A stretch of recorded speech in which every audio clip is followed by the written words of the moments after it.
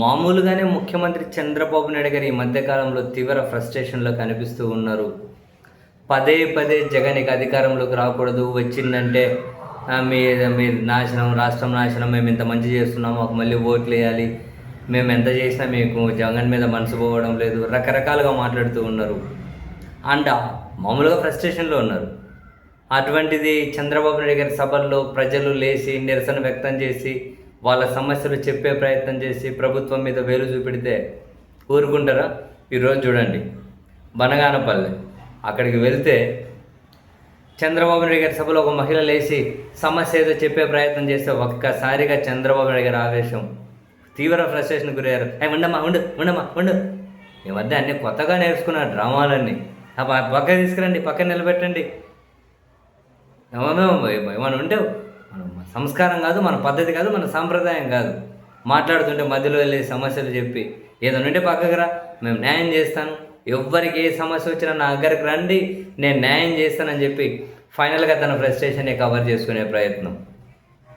ఇక పోలీసులు ఊరుకుంటారు. ఆ మహిళ దగ్గరికి వెళ్ళి ఆ మహిళను పక్కకు లాక్కొని వచ్చేస్తుంటారు. ఇంకా అవన్నీ మనకు విజువల్స్లో కనిపించు.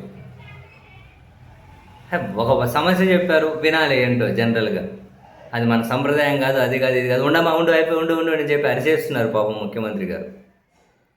సరే, ఇప్పుడు అరిసే ఆమె నోరు అక్కడ మోయించింటారేమో. ఆమె సమస్య ఏంటో, లేకుంటే ఆమె ఏమంటారు, ఏ ఇబ్బందితో బాధపడుతున్నారో, ప్రభుత్వం మీద వ్యతిరేకత ఎందుకో ఇలా అరిసో లేకుంటే పోలీసులను ఉపయోగించి పక్కన పెట్టేసి ఉండొచ్చేమో. కానీ క్షేత్రస్థాయిలో ప్రభుత్వం మీద పెరిగిపోతున్న వ్యతిరేకత, ఈ కూటమి పార్టీలను అభిమానిస్తున్న వాళ్ళకే, ఈ కూటమి పార్టీలకు కరుడుగట్టిన కూటమి పార్టీ కార్యకర్తల్లోనే తీవ్ర వ్యతిరేకత కనిపిస్తూ ఉంది. అదిగో ఈ అంశం మీద ప్రభుత్వం మీద పాజిటివ్ ఉందని చెప్పి ఏ అంశం మీద ఉంది చెప్పండి? రైతులు పాజిటివా, విద్యార్థులు పాజిటివా, ఉద్యోగులు పాజిటివా, ప్రజలు పాజిటివా, కొన్ని ప్రజాస్వామ్యవాదులు పాజిటివా, మేధావులు పాజిటివా? ఎవరు పాజిటివ్ కాదు కూడదనకుండా ఏదో కాస్త రవ్వంత జ్ఞానం లేని 5 పైసలకు అమ్ముడుపోయిన కొందరు జర్నలిస్టులు, యాంకర్లు, ఏమంటారు, యూట్యూబ్లో జర్నలిస్టుల పేరుతో, టీవీ ఛానల్లో జర్నలిస్టుల పేరుతో, పత్రికల్లో జర్నలిస్టుల పేరుతో వాళ్ళేదో మొత్తం తిమ్మిని బొమ్మి చేసే విధంగా ఏదో రాసుకుంటూ మాట్లాడుకుంటూ పోయి వాళ్ళు సాటిస్ఫై అయినంత మాత్రం రాష్ట్రం అంతా సాటిస్ఫై అవుతారా?